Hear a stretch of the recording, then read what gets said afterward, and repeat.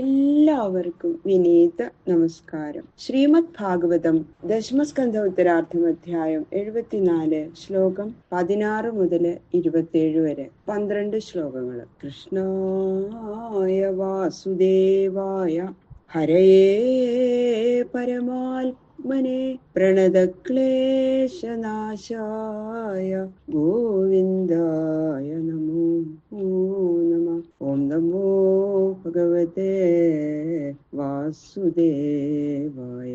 ശ്ലോകം 16. അയാജയൻ മഹാരാജം യാജകാദേവവർച്ചസ രാജസൂയേന വിധിവത് പ്രാചേതസമിവാമരാഃ. ദേവന്മാരുടെ കാന്തി പോലെയുള്ള കാന്തിയോടുകൂടിയ ആ യാചകന്മാര് പണ്ട് ദേവന്മാരെ എങ്ങനെയാ വരുണനെ രാജസൂയം ചെയ്യിപ്പിച്ചത്, അതുപോലെ തന്നെ മഹാരാജാവായ യുധിഷ്ഠിരനെ രാജസൂയം കൊണ്ട് വിധിപ്രകാരം യജിപ്പിച്ചു. സൂദേഹന്യവനീപാലോ യാജകാൻ സദസസ്പതീൻ അപൂജയൻ മഹാഭാഗാൻ യഥാവൽ സുസമാഹിത. സോമലതയുടെ രസം കൊണ്ട് യജിക്കുന്ന ദിവസത്തില് രാജാവായ യുധിഷ്ഠിരൻ യാഗം ചെയ്യിക്കുന്ന ഋത്തുക്കുകളെയും സദസ്സിലുള്ള യോഗ്യന്മാരെയും വിധിപ്രകാരം ഏറ്റവും ആദരവോടുകൂടി പൂജിച്ചു. സദസ്യാഗ്രാർഹണാർഹം വൈ വിമൃശന്ത സഭാസദ നാഥ്യഗച്ഛന്നൈകാന്ത്യാത് സഹദേവസ്തദാ ബ്രവീത്. സദസ്സിലെ ആഗതന്മാരിൽ വെച്ച് യോഗ്യനായൊരു പുരുഷനെ സദസ്സിന്റെ പ്രതിനിധിയായി നിശ്ചയിച്ച് അദ്ദേഹത്തെ ഷോഡശോപചാര പൂജ ചെയ്ത് സൽക്കരിക്കണം. അതാണ് ഈ രാജസൂയം ചെയ്യുമ്പോഴുള്ള ഒരു ചടങ്ങാണ്. അതനുസരിച്ച് അതിന് യോഗ്യനായ പുരുഷൻ ആരാണ് എന്ന് എല്ലാവരും കൂടി ചിന്തിച്ചപ്പോ എത്രയോ യോഗ്യന്മാര് നിറഞ്ഞിരിക്കുന്ന ഈ സദസ്സിൽ നിന്ന് ആരെയാണ് തെരഞ്ഞെടുക്കേണ്ടത് എന്നുള്ള നിശ്ചയം സദസ്യർക്കുണ്ടാകാതെ ഓരോരുത്തരും ഇങ്ങനെ ഓരോ വിധ അഭിപ്രായപ്പെട്ടുകൊണ്ടിരിക്കുമ്പോ സഹദേവൻ ഉറപ്പിച്ചു പറഞ്ഞു. അർഹതി അച്യുത ശ്രേഷ്ഠ്യം ഭഗവാൻ സാത്വതാം പതി ഏഷ വൈ ദേവതാ സർവ ദേശകാലധനാദയ. ഭക്തന്മാരുടെ സകല സങ്കടങ്ങളും തീർത്ത് പരമസൗഖ്യം പ്രദാനം ചെയ്യുന്ന പരമപുരുഷനായ ഭഗവാൻ ശ്രീകൃഷ്ണൻ തന്നെ അഗ്രപൂജയ്ക്ക് യോഗ്യൻ. എന്തുകൊണ്ടെന്നാൽ സമഗ്രമായിരിക്കുന്ന ഐശ്വര്യത്തിന്റെ അവതാരമാകയാൽ ദേശം, കാലം, ധനം എന്നിവയും അവയുടെ അധിഷ്ഠാനമൂർത്തികളായ സകല ദേവതകളും ഭഗവാൻ തന്നെ ആണല്ലോ. അതുകൊണ്ട് ശ്രീകൃഷ്ണ ഭഗവാനെ തന്നെയാണ് ഗ്രാസനത്തിലിരുത്തി പൂജിക്കേണ്ടത് എന്ന് സഹദേവൻ അഭിപ്രായപ്പെട്ടു. യഥാത്മകമിദം വിശ്വം ക്രതവശ്ചയദാത്മകാഃ അഗ്നി ആഹൂതയോ മന്ത്ര സാഖ്യം യോഗശ്ച തൽപര. ആരെ പൂജിച്ചാൽ എല്ലാം തൃപ്തമാകുമോ അദ്ദേഹത്തെയാണ് പൂജിക്കേണ്ടത് എന്ന കാരണം വിശദീകരിച്ച് ശ്രീകൃഷ്ണ ഭഗവാന്റെ ആ ശ്രേഷ്ഠതയ്ക്കുള്ള കാരണം സ്പഷ്ടമായിട്ട് പറയുകയാണ്. കാണപ്പെടുന്നതും കേൾക്കപ്പെടുന്നതുമായ ഈ സർവ്വലോകവും യാതൊരു ഭഗവാൻ തന്നെയാകുന്നുവോ ആ ലോകത്തിൽ അനുഷ്ഠിക്കപ്പെടുന്ന യാഗങ്ങളും അഗ്നിയും ആഹൂതികളും മന്ത്രങ്ങളും കർമ്മവും ആ ഭഗവാന്റെ സ്വരൂപം തന്നെയെന്ന് പിന്നെ വേറെ പറയണോ? അതിനാൽ എല്ലാമായി വിളങ്ങുന്ന ഭഗവാനെ പൂജിച്ചാൽ എല്ലാവരും തൃപ്തരായി തീരും. അതാണ് സഹദേവൻ പറഞ്ഞതിന്റെ അർത്ഥം. ഏക ഏവാദ്വിതീയോസൗ ഏതദാത്മ്യമിദം ജഗൽ ആത്മനാത്മാശ്രയസഭ്യാഃ സൃജത്യവതി അന്ത്യജ. വിശ്വം ശ്രീകൃഷ്ണ സ്വരൂപമാണ് എന്ന് പറഞ്ഞതിനതാ ശ്രുതി യുക്തികള് പറഞ്ഞുറപ്പിക്കുകയാണ്. സൃഷ്ടിക്കു മുമ്പ് യാതൊരു ഭഗവാൻ സജാതീയ വിജാതീയ സ്വഗത ഭേദമില്ലാത്തവനായിരുന്നുവോ ആ ഏക പരബ്രഹ്മം ഈ ശ്രീകൃഷ്ണനാകുന്നു. അതുകൊണ്ട് ഈ ലോകം അദ്ദേഹമാകുന്ന സ്വരൂപത്തോട് കൂടിയതാകുന്നു. സദേവ സൗമ്യ ഇതമഗ്രാസിൽ ഏകമേവ അദ്വിതീയം ബ്രഹ്മ ഐതദാത്മ്യമിതം സർവം എന്നിങ്ങനെ ശ്രുതികള് ഘോഷിക്കുന്നു. അതുകൊണ്ട് ഈ ഭഗവാൻ ആത്മാശ്രയൻ, അന്യത്തെ ആശ്രയിക്കാത്തവൻ, സ്വന്തം രൂപത്തെ കൊണ്ട് ബഹുവിധമായ ജഗത്തിനെ സൃഷ്ടിച്ച് രക്ഷിച്ച് സംഹരിക്കുന്നു. സഹദേവൻ പറയണേ, ഹേ സഭ്യന്മാരെ, ഈ ഭഗവാനോ അജൻ, അതായത് ജനനമില്ലാത്തവൻ, നമ്മളെ അനുഗ്രഹിക്കാൻ വേണ്ടി ലീലാവിഗ്രഹം ധരിച്ച് ഈ സദസ്സിൽ പ്രകാശിക്കുന്ന ഈ പുരുഷോത്തമനെ അല്ലാതെ നമ്മൾ ആരെയാണ് പൂജിക്കേണ്ടത്? വിവിധാനേക കർമാണി ജനയൻ യദപേക്ഷയാ ഈഹതേ യദയം സർവ ശ്രേയോ ധർമാദിലക്ഷണം.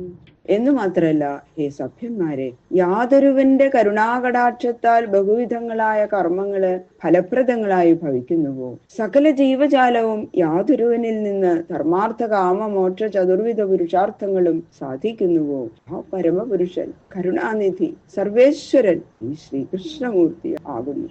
തസ്മാൽ കൃഷ്ണായ മഹതേ തീയതാം പരമാർപ്പണം ഏവം ചേത് സർവഭൂതാനാം ആത്മനശ്ചാർപ്പണം ഭവേ.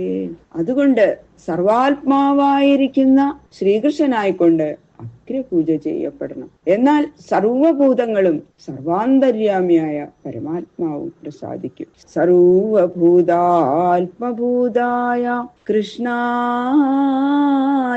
അനന്യദർശിനേ ദേയം ശാന്തായ പൂർണ്ണായ ദത്തസ്യാനന്ദ്യം ഇച്ഛത. ശ്രീകൃഷ്ണ ഭഗവാനെ പൂജിച്ചാൽ ആത്മസംതൃപ്തി എങ്ങനെ ഉണ്ടാകും എന്നതാ ഉദാഹരണ സഹിതം പറയുന്നു. സർവഭൂതങ്ങളുടെയും ഉള്ളിൽ ആത്മാവായി വിളങ്ങുന്നവനും ശാന്തനും പരിപൂർണനുമായവൻ ഈ ശ്രീകൃഷ്ണ ഭഗവാനാകുന്നു. ദാനത്തിന്റെ ഫലം അനന്തമായി കാക്ഷിക്കുന്നവർ ഈ ശ്രീകൃഷ്ണനായിക്കൊണ്ട് തന്നെ ദാനം ചെയ്യണം. ഇത്യുക്ത്വാ സഹദേവോ ഭൂത് തൂഷ്ണീം കൃഷ്ണാനുഭാവവിത് തച്ഛ്രുത്വാ തുഷ്ടുഃ സർവേ സാധു സാധ്വിതി സത്തമാ. ശ്രീകൃഷ്ണ മഹാത്മ്യം നന്നായി അറിയുന്ന സഹദേവൻ ഇങ്ങനെ പറഞ്ഞ് പിന്നെതാ മിണ്ടാതിരുന്നു. അത് കേട്ട സജ്ജനങ്ങളെല്ലാവരും ഏറ്റവും നല്ലത് ഇത് തന്നെ, ഭഗവാനെ തന്നെയാണ് വേണ്ടത്, സഹദേവൻ പറഞ്ഞത് വളരെ ശരിയാണ് എന്ന് പറഞ്ഞു. ഇതാണ് ഈ 19 ശ്ലോകം മുതൽ 24 അടക്കമുള്ള 6 ശ്ലോകം അതിവിശിഷ്ടമായ ശ്ലോകങ്ങളാണ്. ഉപനിഷത്സാരമാണതെന്ന് പറഞ്ഞു. സർവ ഉപനിഷത്സാരവും ശ്രീകൃഷ്ണ ഭഗവൻ മഹാത്മ സംഗ്രഹാത്മകവും ആയതുകൊണ്ട് 6 രത്നങ്ങളാണെന്ന് കരുതി ഉപാസിക്കുന്നവർക്ക് ഒരു പ്രയാസം കൂടാതെ ജന്മസാഫല്യം അനുഭവിക്കാം എന്ന് പറയുന്നു. സർവം വിഷ്ണുമയം ജഗത് സർവം ഖല്വിദം ബ്രഹ്മ എന്ന ആ ശ്രുതികളുടെ സാരസമ്പൂർണമാണ് ഈ 6 ശ്ലോകങ്ങൾ. ശ്രുത്വാദിജേരിതം രാജ ജ്ഞാത്വാഹാർദം സഭാസദാം സമർഹയ ഋഷികേശം പ്രീത പ്രണയ വിഹ്വല. രാജാവായ യുധിഷ്ഠിര മഹാരാജാവിന് ആ സഹദേവന്റെ ഭാഷിതം അങ്ങോട്ട് കേട്ടപ്പോ ശ്രേഷ്ഠന്മാരായ ബ്രാഹ്മണര് ഇത് തന്നെയാണ് വേണ്ടത്, ഏറ്റവും നന്നായി സഹദേവൻ പറഞ്ഞതെന്ന് അങ്ങോട്ട് പറഞ്ഞത് കേട്ടപ്പോഴേ എല്ലാവരുടെ അഭിപ്രായം ഇത് തന്നെയാണെന്ന് അങ്ങോട്ട് അറിഞ്ഞപ്പോ വളരെ സന്തോഷായി. അദ്ദേഹത്തിന് ഭഗവാനെ തന്നെ അഗ്രാസനത്തിലിരുത്തി പൂജിക്കണം എന്ന് മോഹിച്ചിട്ടാണല്ലോ രാജസൂയം ചെയ്യണത് തന്നെ. വളരെ സന്തോഷായി. ശ്രീകൃഷ്ണ ഭക്തി നിമിത്തം പരവശനായിട്ട് ഇന്ദ്രിയങ്ങളെ അതിക്രമിച്ചും പ്രേരിപ്പിച്ചും കൊണ്ടിരിക്കുന്ന ആ പരമാത്മാവായ ശ്രീകൃഷ്ണനായിക്കൊണ്ട് അഗ്രപൂജ ചെയ്തു. സന്തോഷായി. ശ്രീകൃഷ്ണ ഭഗവാനെ തന്നെ ഇതാ അഗ്രപൂജ ചെയ്ത് വന്ദിക്കണു യുധിഷ്ഠിര മഹാരാജാവ്. തൽപാദാവനിജ്യാപ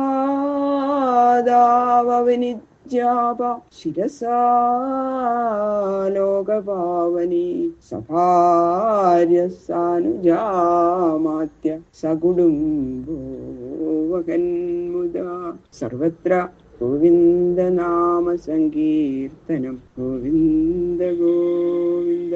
ഹരേ നാരായണ ഹരേ നാരായണ ഹരേ നാരായണ ഹരേ നാരായണ.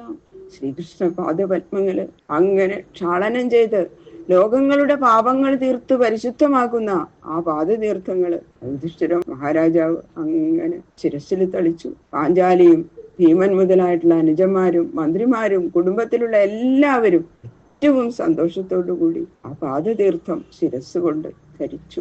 ബാക്കിയുള്ള ശ്ലോകങ്ങൾ നാളെ നോക്കാം. സർവത്ര ഗോവിന്ദ നാമ സങ്കീർത്തനം ഗോവിന്ദ ഗോവിന്ദ ഗോവിന്ദ.